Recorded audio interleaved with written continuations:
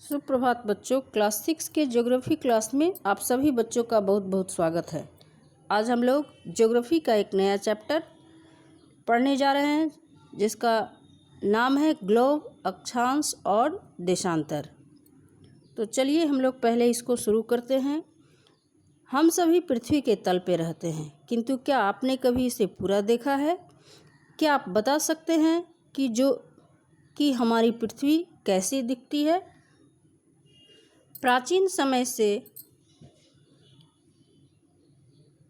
समय में लोग सोचते थे कि पृथ्वी मेज की तरह समतल है। वे सोचते थे कि जब वे पृथ्वी के किनारे पहुंचेंगे तो शायद नीचे फिसल जाएंगे और अतल समुद्र में गिर जाएंगे, किंतु यह सत्य नहीं है। विज्ञान और तकनीकी प्रगति के साथ मनुष्य अंतरिक्ष में पहुंचा और पृथ्वी को अपनी आँखों से देखा। तब उसने पाया कि पृथ्वी समतल नहीं है। वास्तव में यह आकार में संतरे की तरह अंडाकार और ध्रुवों पर सपाट है। इस आकार के कारण इसे जॉइड भी कहा जाता है।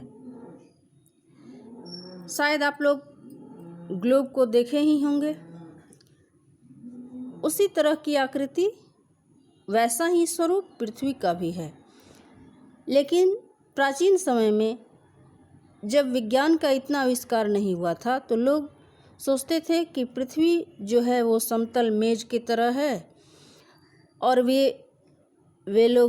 हम लोग मनुष्य लोग ये भी सोचते थे कि जब हम लोग किनारे पे अगर जाएंगे पृथ्वी के तो हम लोग गिर जाएंगे, शायद फिसल जाएंगे, फिसल कर समुद्र में गिर जाएंगे। लेकिन ये बात सही नहीं है, क्योंकि हम लोगों को पता ही नहीं था कि पृथ्वी का आकार कैसा है।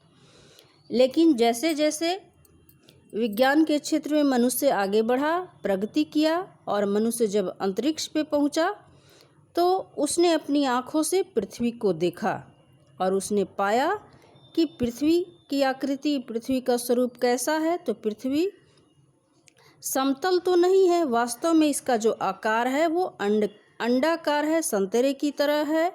और दोनों ध्रुवों पर, यानी उत्तरी ध्रुव, उसके ऊपर ग्लोब के सबसे ऊपर उत्तरी ध्रुव और उसके नीचे दक्षिणी ध्रुव पर ये बिल्कुल समतल है और इसका आकार, इसे जॉइड भी कहा जाता है। तो इस तरह का स्वरूप है पृथ्वी का, ये हम लोगों को बाद में पता चला। अब हम लोग ग्लोब के विषय में पढ़ेंगे।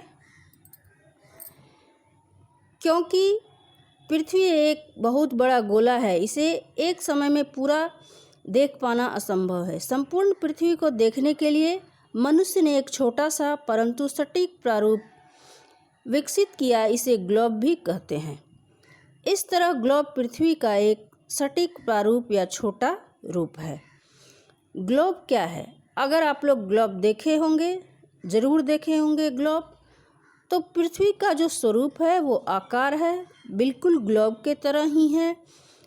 पृथ्वी इससे बहुत बड़ी है, लेकिन ग्लोब उसी के जैसा उसका एक छोटा स्वरूप है। आपने अपने स्कूल में ग्लोब देखा होगा। ग्लोब पृथ्वी की तुलना में बहुत छोटा है, किंतु ग्रह पृथ्वी का वास्तविक प्रारूप है। वास्तव में पृथ्वी अपनी कक्षा के ग्लोब से 30 से 40 खरब गुना बड़ी है। ग्लोब एक खोखला गोला है जिस पर संपूर्ण विश्व, भूमि और समुद्र को अंकित किया गया है। यह ठीक उसी तरह दिखता है जैसे अंतरिक्ष से पृथ्वी दिखाई देती है। आप देखते हैं कि ग्लोब में एक सुई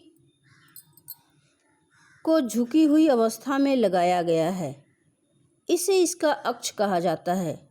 ग्लोब इस सुई के चारों ओर पश्चिम से पूरब की ओर गति करता है, जो कि पृथ्वी की गति को प्रदर्शित करता है। किंतु ध्यान देने योग्य बात यह है कि वास्तविक पृथ्वी में ऐसी कोई सुई नहीं लगी हुई है। यह अपनी धुरी के चारों ओर गति करती है, जो कि एक काल्पनीय रेखा है। ग्लोब दो बिंदु जहाँ से सुई गुजरती है दोनों ध्रुवों को प्रदर्शित करती है। ऊपरी बिंदु उत्तरी ध्रुव और निचली बिंदु दक्षिणी ध्रुव कहलाता है। अब हम लोग इसको समझेंगे कि आपने अपने स्कूल में, घरों में, अपने दोस्त मित्र के यहाँ कहीं ना कहीं ग्लोब ज़रूर देखे होंगे। अगर नहीं देखे हैं तो आप लोगों को दिखा दिया जाएगा। पिक्चर में यहाँ चित्र में दिया हुआ है, ये भी देखकर समझ सकते हैं कि ग्लोब जो है पृथ्वी का एक छोटा स्वरूप है। बिल्कुल पृथ्वी इसी की तरह है, लेकिन इससे काफ़ी बड़ी है। कितनी? तो 30 से 40 खरब गुना बड़ी है पृथ्वी। तो ग्लोब एक खोखला गोला है। गोल हमें जो दिखाई देता है और पृथ्वी की तरह ही पश्चिम से पूरब की ओर अपने अक्ष पे गति करती है जैसे पृथ्वी, उसी तरह एक सुई पर यह टिका हुआ है। और उसी जैसे पृथ्वी गति करती है अपने अक्ष पर, अपनी धुरी पर, उसी प्रकार ग्लोब को भी घुमाने पर वो गति करता है। तो ठीक ये पृथ्वी की तरह ही एक छोटा स्वरूप है लेकिन ये खोखला है। अंदर से कोई ठोस पदार्थ से नहीं बना तो है, लेकिन ये अंदर से ये खोखला है। और इसी ग्लोब पर पूरे पृथ्वी का संपूर्ण स्वरूप दिखाया गया है, चाहे वो पर्वत हो, पठार हो, समुद्र हो, महासागर हो, सागर हो, मतलब पृथ्वी पर जो भी है उसमें दिखाई देता है। यहाँ तक कि कहाँ से कहाँ तक कितनी दूरी है ये भी बताया जाता है। और ये हमें उसी तरह दिखाई देता है जैसे हम लोग अंतरिक्ष से जब पृथ्वी को देखते हैं तो हमें पृथ्वी ग्लोब की तरह ही दिखाई देती है। ग्लोब में एक सुई लगा हुआ है जिस पे ये टिकी हुई है, लेकिन पृथ्वी में ऐसा कुछ सुई पे नहीं टिका है। पृथ्वी हमारी नहीं टिकी है, वो अपने अक्ष पर पश्चिम से पूरब की ओर गति करती है। तो ग्लोब पृथ्वी की गति को भी हमें दिखाता है।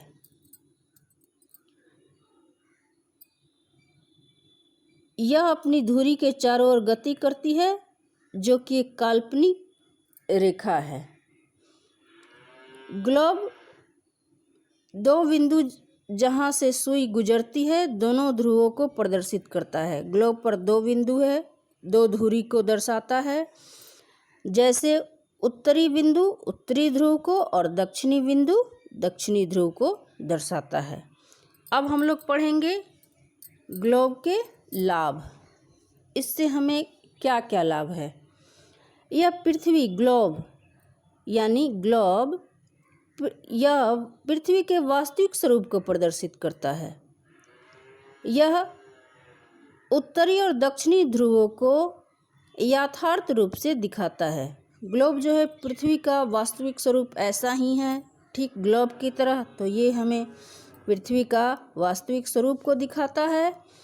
और पृथ्वी पर जो उत्तरी ध्रुव और दक्षिणी ध्रुव दो बिंदु हैं उसको भी ये सही तरीके से हमें दिखाता है। यह अलग अलग महाद्वीपों, महासागरों के आकार और स्वरूप को भी यथार्थ रूप से दिखाता है। अब पृथ्वी पर जो बड़े बड़े महाद्वीप, महासागर हैं उनका आकार कैसा है उसको भी सही तरीके से ग्लोब में हम लोग देख सकते हैं। यह विभिन्न भूखंडों जैसे पर्वत, पठार और मैदान को भी दिखाता है। ग्लोब में हमें पर्वत, पठार, मैदान ये कहाँ है, किस महादेश में है, किस सागर के पास हैं, किस महासागर के पास हैं, ये भी हम सबको अच्छी तरह से दिखाता है। यह दो स्थानों की न्यूनतम दूरी को पता लगाने में भी हमारी सहायता करता है। कौन करता है? तो ग्लोब से हम लोग पता कर पाते हैं। किसी ग्लोब को देखो, आप देख सकते हैं कि जिस प्रकार पृथ्वी अपनी कक्षा पर झुकी हुई है उसी प्रकार ग्लोब भी अपने स्टैंड पर झुका हुआ है। अब ग्लोब जैसे अपने स्टैंड पे झुका हुआ है, ठीक उसी प्रकार पृथ्वी भी अपने अक्ष पर झुकी हुई है। तो ये भी हमें सही तरीके से दिखाता है। उसके बाद है यह दो भिन्न स्थानों की सही स्थिति और दिशा को भी दर्शाता है। ग्लोब से हम लोग ये भी पता करते हैं किस देश के बाद कौन सा देश है, किस महादेश के बाद कौन सा महादेश है। तो सही स्थिति को भी ग्लोब में हम लोग देख पाते हैं। तो ये हमारे इस ग्लोब के लाभ थे। आज के लिए बस इतना ही। कल हम लोग फिर मिलेंगे, तब तक के लिए